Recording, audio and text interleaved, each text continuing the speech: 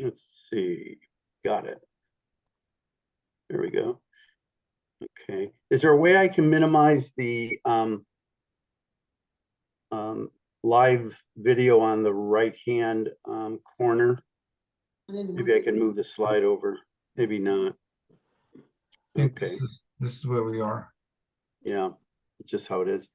So Asal said he and I, it took like maybe 4 or 5 weeks. We know we wanted to do it, and schedules were crazy and bird topics were crazy. And I really don't enjoy doing the same Zoom over and over. So we sort of changed it from birds of the Sierra Nevada to my favorite birds of the Sierra Nevada mountains. And all the photos are mine. The text is what I slaved over for hours, but here we go. So I think probably everyone on the Zoom has been over into the Sierra Nevadas, possibly has birded extensively in the Sierra Nevadas. Our Sierra Nevada mountains are approximately 400 miles in length, and depending on what source you have, they're anywhere from 65 to 80 miles in width. This particular photo here is taken from Bridgeport, the town of Bridgeport. And someone's talking. Someone hasn't muted. But can everybody mute, please? So essentially, we're looking west towards Twin Lakes. And those of you that have been to Bridgeport and over to Twin Lakes, in this area here is the Honeywell Ranch. You go up, I think it's Highway 420, and meander up, and then you go around and you come through. Exactly where that is. A number of glacier moraines here, all glaciated out of the Sierras, and then you come into Twin Lakes. And actually, if you're a backpacker, you can backpack from here all the way over to Saddlebag Lakes in Yosemite. I think it's about 30 miles. You're up 9,000 feet most of the time. So that's, this photo was taken May 1st of 2023. We had a lot of good snow and storms through March, maybe into April. This is probably Sonora Peak.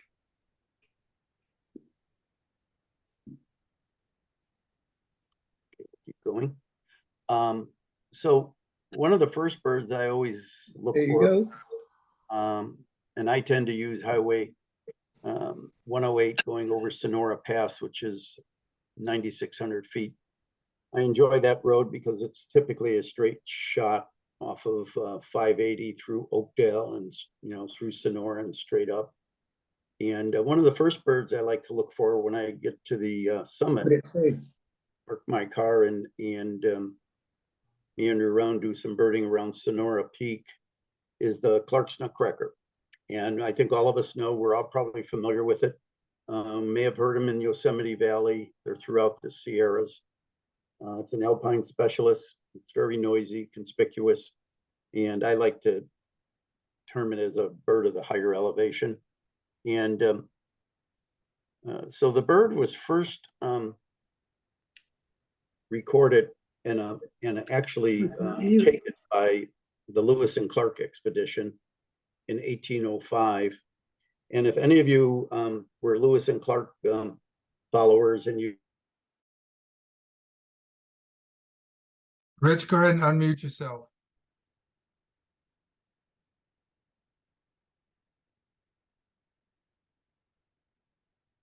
Rich, can you hear me?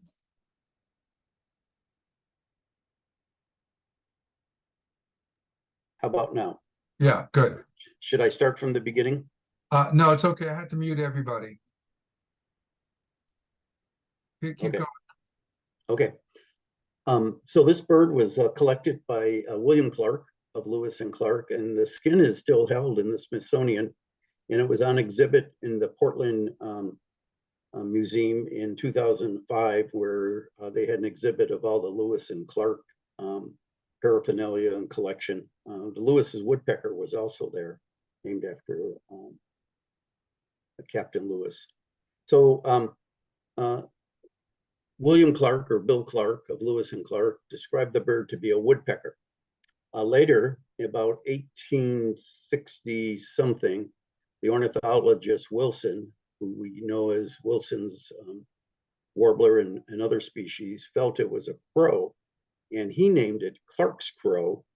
And it's interesting, recently I was reading an article maybe about a year ago in the Cornell magazine, and they refer, the article was on the Clark's nutcracker, and within the article, in quotation marks, they referred to it as the Clark's crow. I found that interesting, and but it was renamed later in 1885 by Ben Dyer as a nutcracker. Ben Dyer was doing an expedition in the southern Rocky Mountains, and he had the Clark's crow, as it was named then, and he discovered a nest, and that's where they started to study the bird, and they put it into the nutcracker family. There's 3 nutcrackers globally. The other 2 are in, one is in Europe and the other is in Asia. So there's only 3 nutcrackers globally. Okay. Another bird that we like to see when we're off in the Sierras is the Williamson's sapsucker. It dwells at high elevation.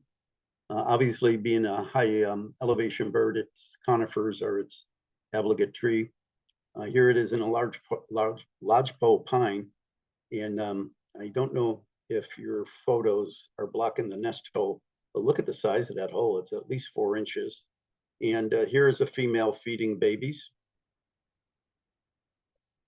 Here's another female, and what's going on here? The male is blocked out because I don't know if everyone can see the male on the far right side.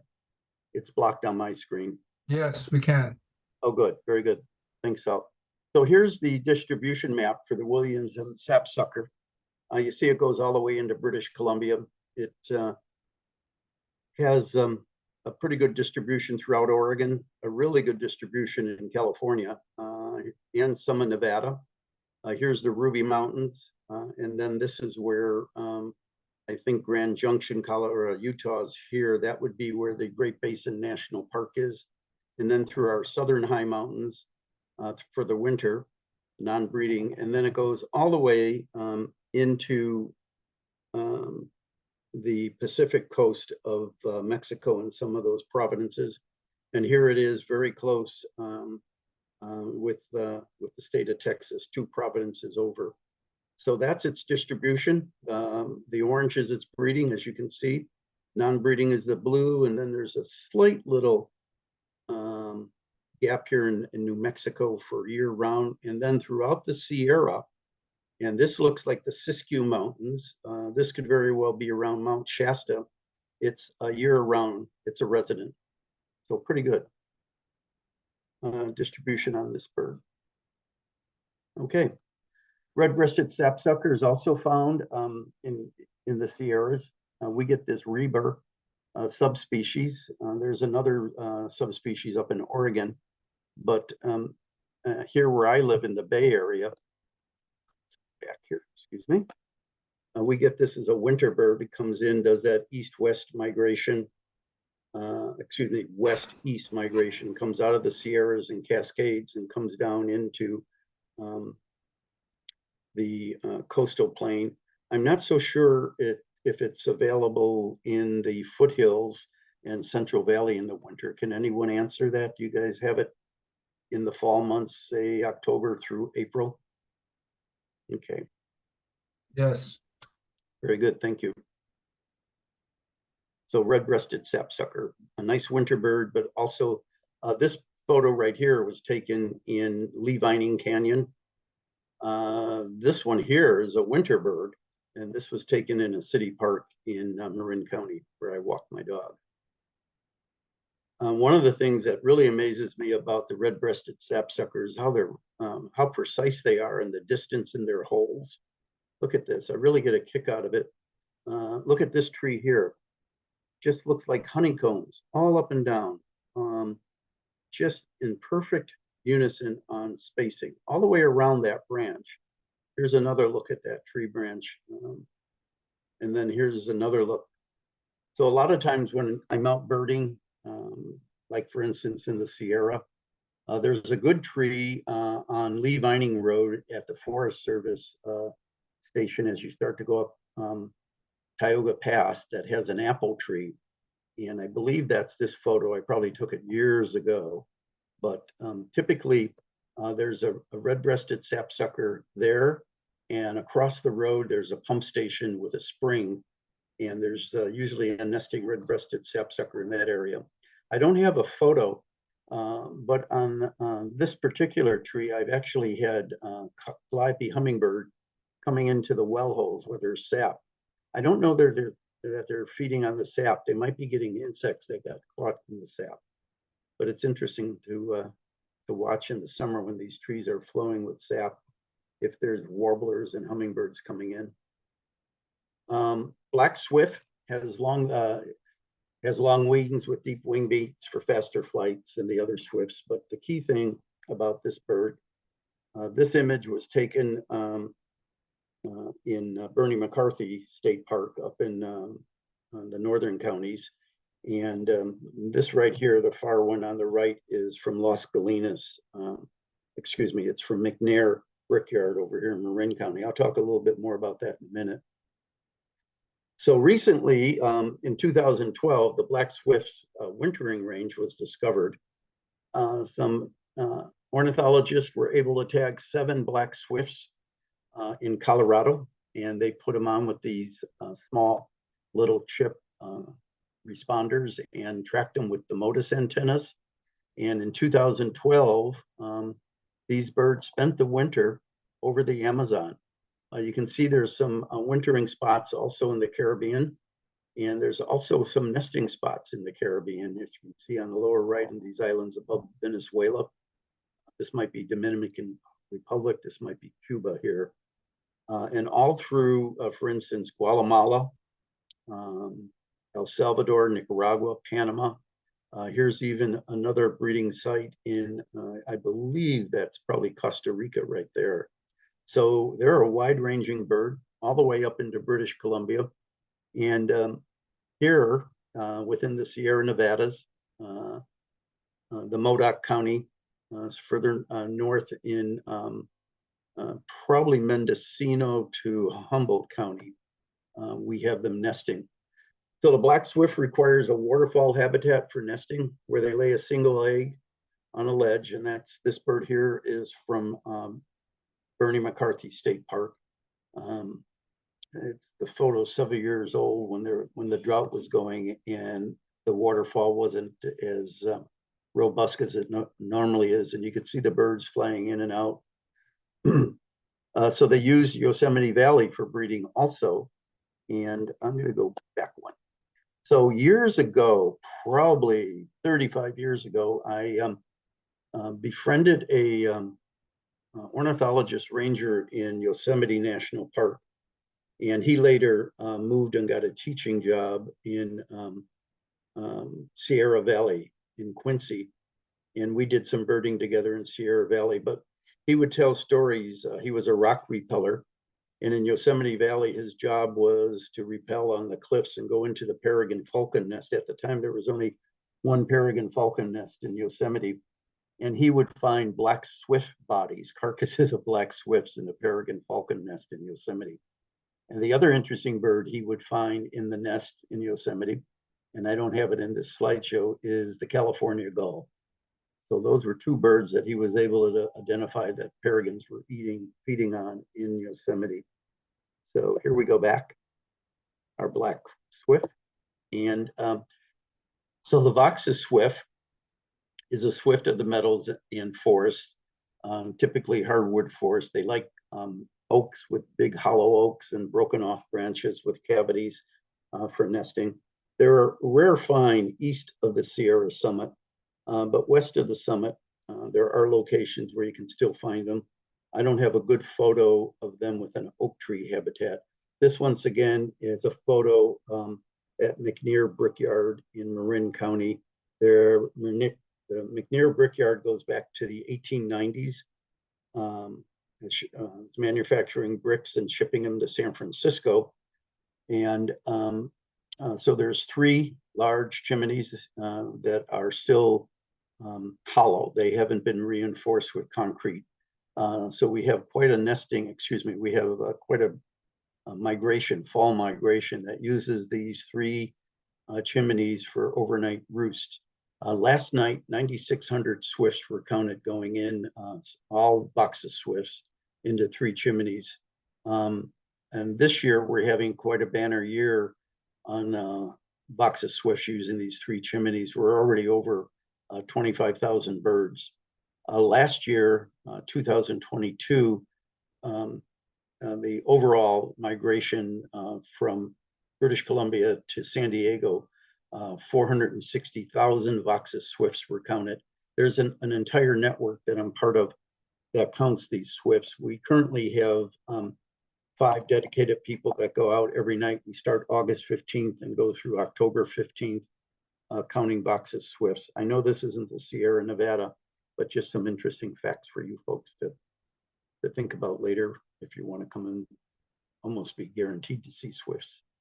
I think a couple of the attendants might have gone last night. Jim Ross and Richard Brown, I think, may have made a visit last week to that location. Another interesting bird, I've only seen this bird 3 times. It's a flammulated owl. This photo is from Mosquito Ridge in Placer County, and it was taken in 2005. Since then, there's been 2 big fires through that particular national forest. I haven't been back. I don't know if the roost trees, they were using black oaks at the time, if they're still breeding there. They breed up to 6,000 feet. Black oaks are their favorite nest tree. I'll show some photos of oak trees in a minute, but they need a mixed forest. They need ponderosa pine, white pine, yellow pine, and black oak. It's an interesting mix, and they feed on insects, preferably moths, very tiny. Here's a couple examples. I threw these in just so you'd have an idea. For instance, in Evergreen Valley on the way to Hetch Hetchy, I've had them there. I should only say I've had them once there. And they like these black oaks that are gnarly, like you can see a woodpecker hole. This is hollow here. There's some other hollow niches in here. Here's a live oak in Yosemite Valley. You could find them in there. If there's a big broken off branch and there's a cavity there, it very well could have possibly flammulated owl. They like these grasslands for moths and insects at night. Here's a picture at Virginia Lakes on the east side of the Sierras with aspen, and they've been recorded there. I've heard them there. I have not seen them there. So these are an example of some of the trees if you're out looking for flammulated owl. Aspen, which can get really broken up with winter storms. Hollow, of course, woodpeckers like them. Sapsuckers like them. So there's always a nest cavity of some sort. And then these gnarly black oaks like this. So flammulated owl. And let's go back. So that's the little bird. He's pretty tiny, about 5 inches, and all feathers. And he likes to eat moths. And if you're in, for instance, Evergreen Valley, you guys are in Stanislaus, so you probably go up through Merced to get to Yosemite. I think there's some good black oak forests in those areas that you could look for this bird. Black oak photos. I had a couple that were just horrible, so I went to the California Oaks Foundation, and they provided us with some pretty good black oak trees. Those last 3 photos were from California oaks, and this photo is really gnarly, right? It's probably in the winter, and you can see, that's a good possibility of a nest site for a flammulated owl. You just need all of this broken off branches and trunks, and this is a fall photo, so in the spring that would be very green. So flammulated owl. Here's their oopsie daisy, giving the show away here. Whoop. Okay, so the flammulated owl is migratory. You can see it nests through York County, or at least on the eastern edge of York County. Wherever there's black oak mixed forest, all the way through Oregon, eastern Oregon, up through Washington, British Columbia, Montana, Idaho, throughout Nevada, Utah, and of course Colorado, Arizona, New Mexico. Look at where they winter. They go all the way down into so we have Guatemala, we have Belize, Guatemala, El Salvador. They go into the highlands of El Salvador in the winter. This is breeding, this is migratory. So Colorado has had a number of studies. There's the Audubon Society, I think it's Quincy Audubon, that has put up nest boxes for them in their area. You'd have to go to their website to see where they have the boxes. But that's another good area right in through here, north of Lake Tahoe, Quincy, Susanville area. Okay. Great gray owl is a year-round resident. We know they're in Yosemite, but we also know that they leave Yosemite. Some of the birds leave in Yosemite and go down slope, go west. We're not supposed to talk about species too much. It's a sensitive species. You can find them around high elevation, wet habitats, mountain meadows. So I've been fortunate with this bird of just finding it. I really don't go out and look for it. But if you're in the high country of Yosemite and a few other areas, did I put up a distribution map? I did. Nope, I did not.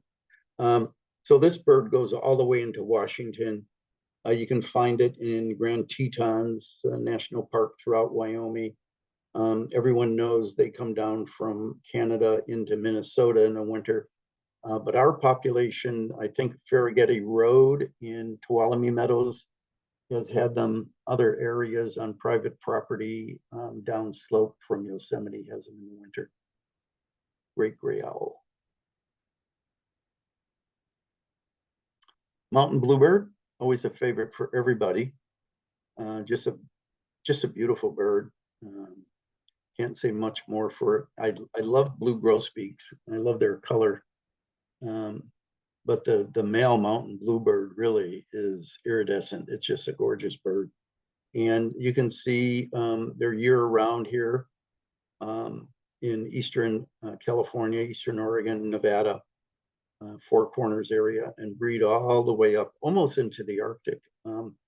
We go way up here to Nome on our summer trips.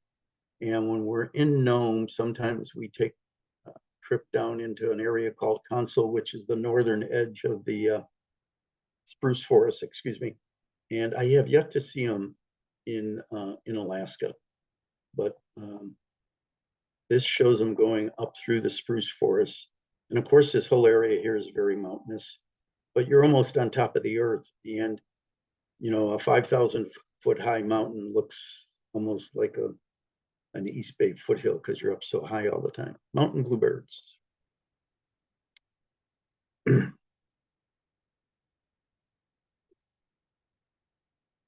Pine grosbeak of Tuolumne Meadows. This bird I looked for on my May 1st trip and was unable to find it in Tuolumne Meadows. The campground in Tuolumne Meadows, the very large campground, must have 200 or 300 campsites. There's a large flush toilet bathroom. It's just a big building. And around that large restroom are a number of dumpsters.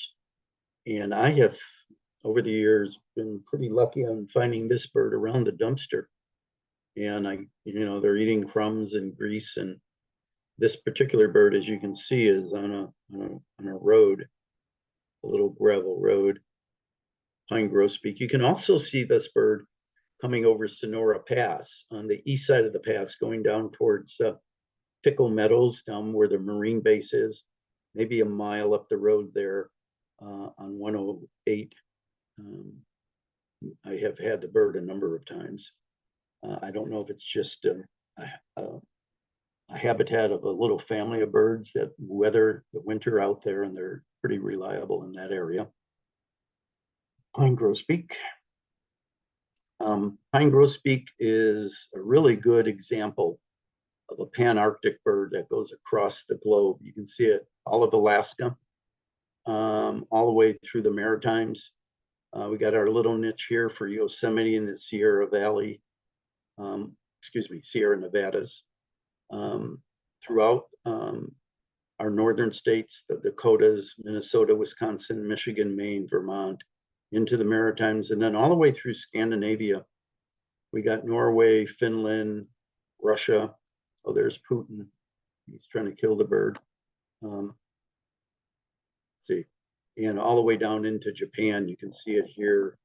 I'm not sure if it gets into Gamble. I've been to Gamble a number of times, and I haven't seen the bird there, but I've had red cross-winged crossbills there, or white-winged crossbills, excuse me, in Gamble, but not this bird.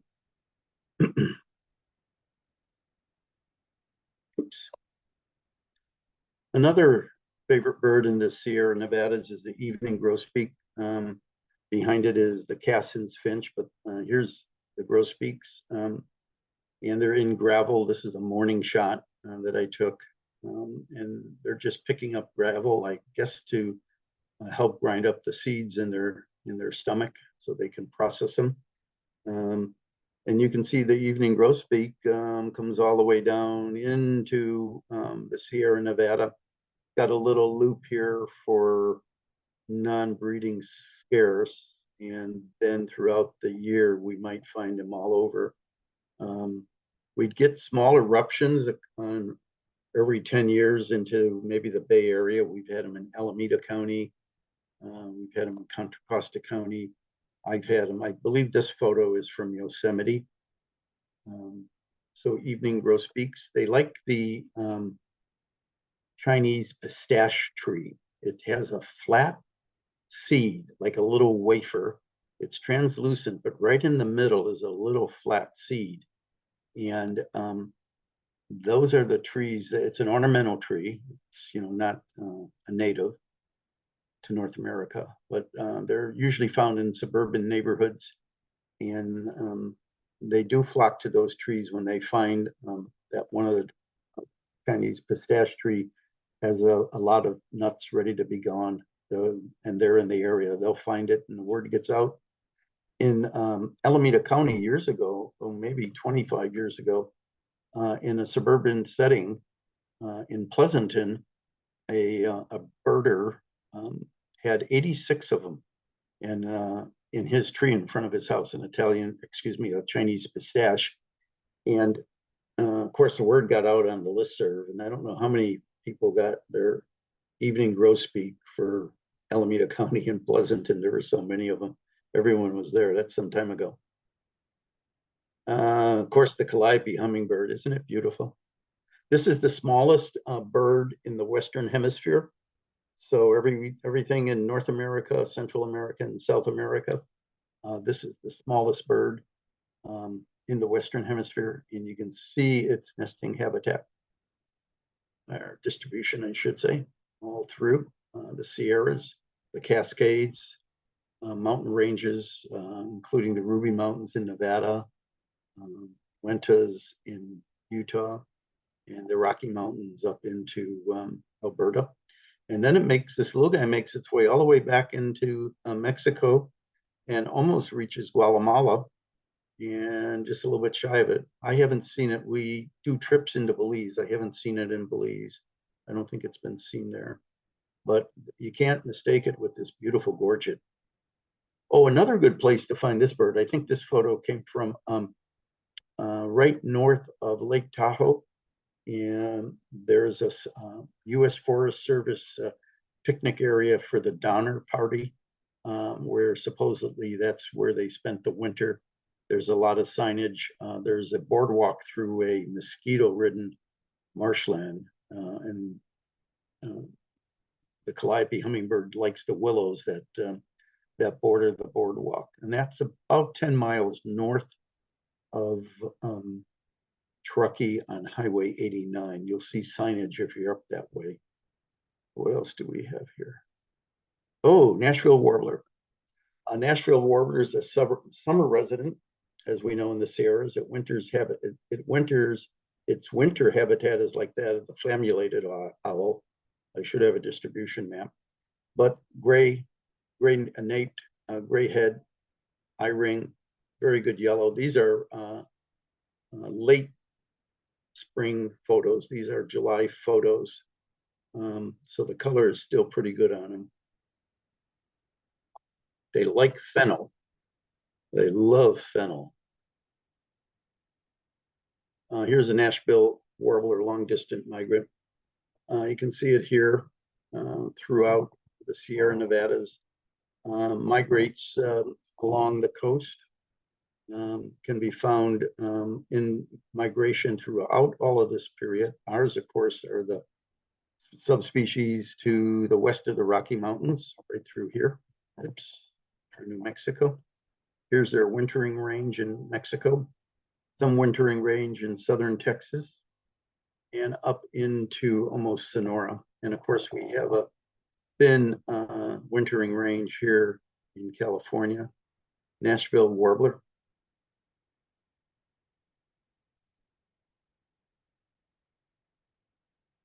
Hermit warbler. This bird is always a favorite of mine. I really have to search for this bird every year. Just always difficult. It's one of those, but I managed to find one a year. And you can see it likes to hug the Doug fir forest. It's pretty common throughout the coastal range of California, starting in San Mateo County, Santa Cruz County, wherever there's a good stand of Doug fir and redwoods. It goes all the way up into Washington. And then it does have breeding all the way into California, Sierra Nevada. Now, this photo was taken on Sonora Pass. As you're over the pass and you're going on the downside, there is a Forest Service picnic area on the right, and it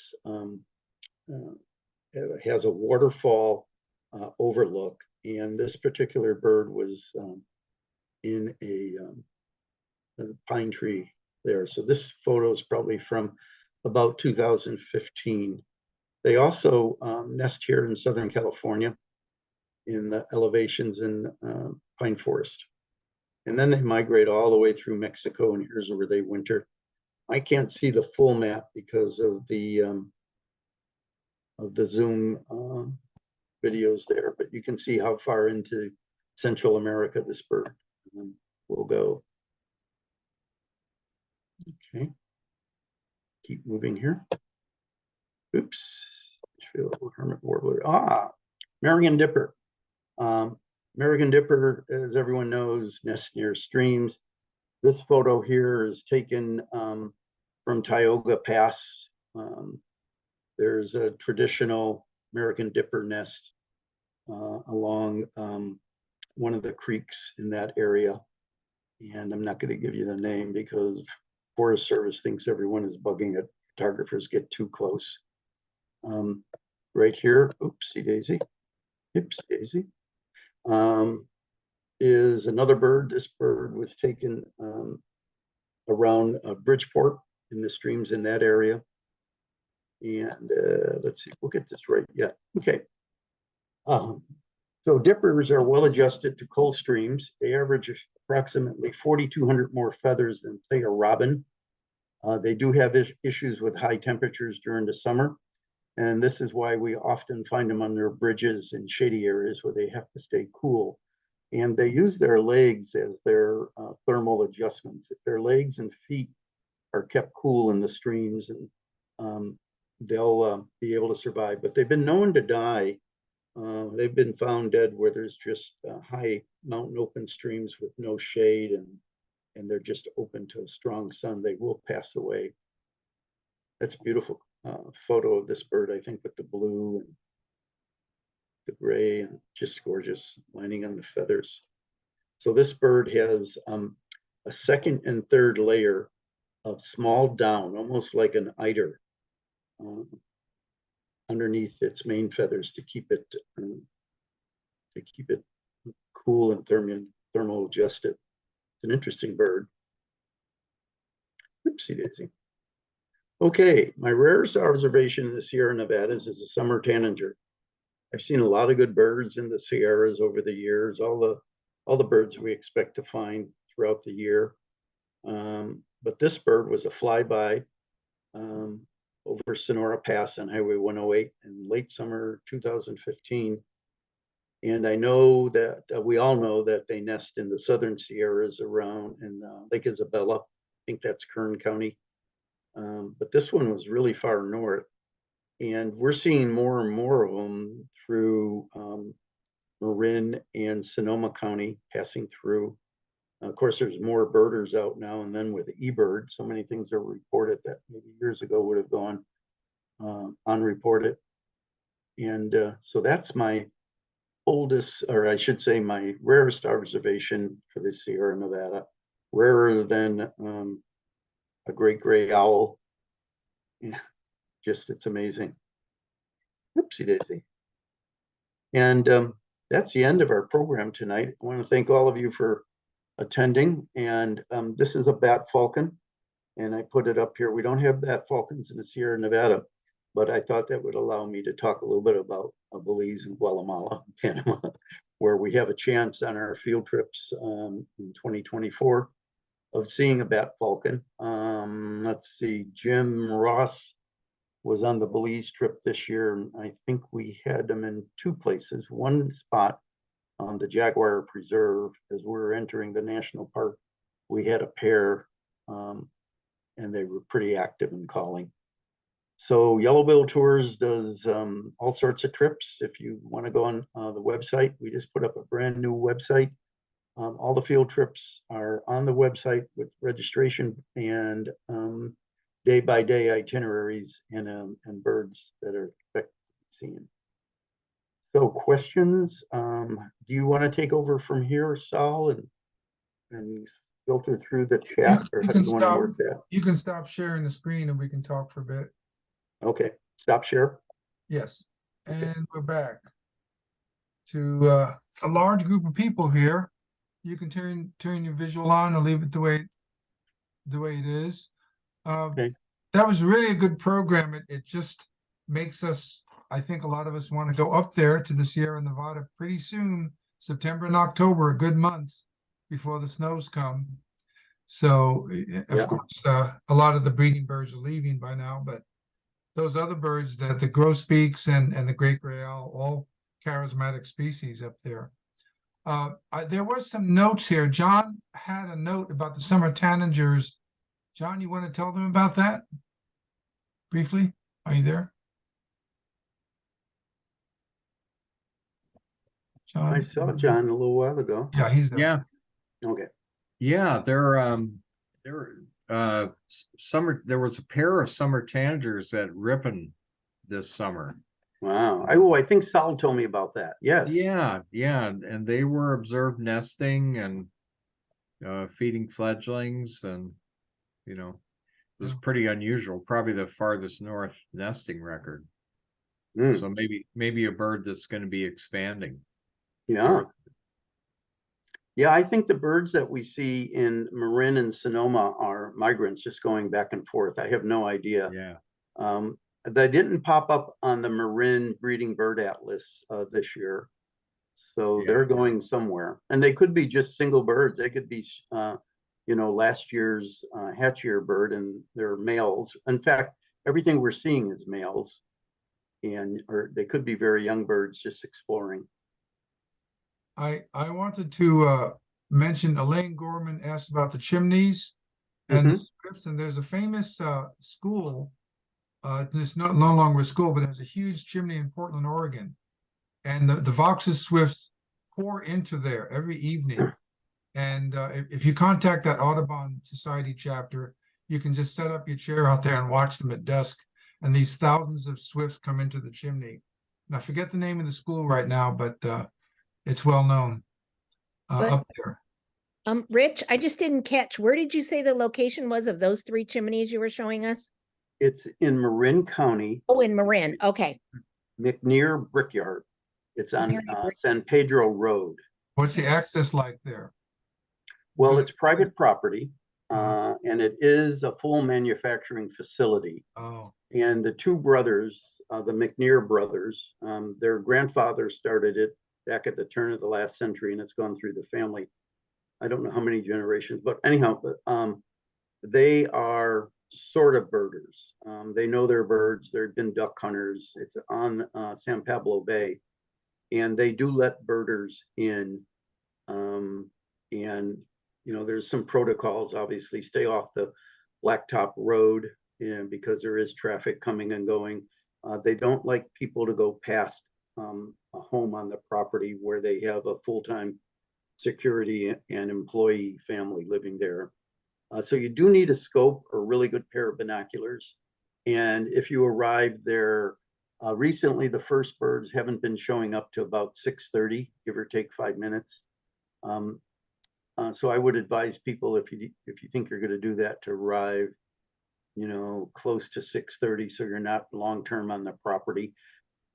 It doesn't take long for the box of swift to form a vortex. You're only about a half hour to 40 minutes, and you'll get tens of thousands of birds flying in a circle over the chimneys, deciding who's going to be the first one to go in. Last night there was a red-tailed hawk perched on one of the chimneys, and which is not uncommon. We get merlins, barn owls, great horned owls, red-tailed hawks. Kite has been on there, and it's interesting. They'll just sit on that ledge, and the swifts will get either anxious or tired of flying around, and one decides to try to go in, and they'll just snatch it with their talons, and then they fly off. They got dinner, and then the birds just start swarming into chimneys. So So were you in the Sierra, you saw them?